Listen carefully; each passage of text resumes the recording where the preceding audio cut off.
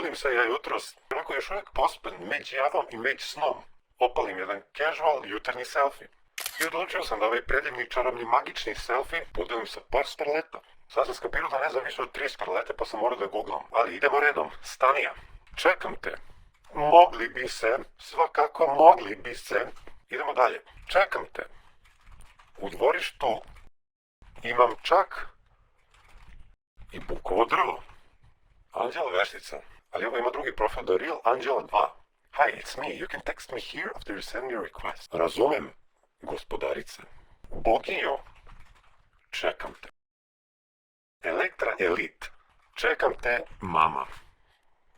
I ja imam onog smajlija. Ona beba koja sisa. Naravno, u video se ubrajaju i OnlyFans modeli, tako da. Šalim se, sa njom sam prilično dobar. Sa njenim mužem još bolji. Ovako, novine kažu, starleta Nataša Šavija. O njoj ne znam stvarno ništa, tako da... Čekam te. Latina Ferrari ima samo 3000 pratilaca, tako da velika verovatnoća je da će da mi vidi poruku. Ja bih ga malo nešto konstruktivnije da napišem. Sandra Meduza sa 2 zaključana profila. Čekam te. I sad ćemo da stavimo jednog konja ovdje. Savršeno, perfektno. Iskreno, malo sam skeptičan da ću dobiti odgovor od bilo koga, jer pretpostavljam da su svi ime inboxi pretrpani polnim udom. Nataša Maza. Može. Mimi Oro, to mi kaže, bre. Njoj ćemo isto ovako. Boginjo.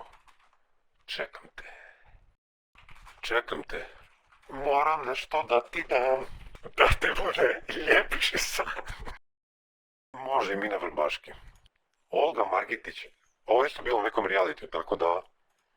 Može. Ružica BBV, Ovo nam je OnlyFans model, tako da može. Tamara Bojanić, ova mlada dama, je također na OnlyFansu, tako da... Zašto da ne? Jao, Kića ona. Samo sise, 420. Kića je konkretna. Evo te kako se ponavljam. Ko 8. razred.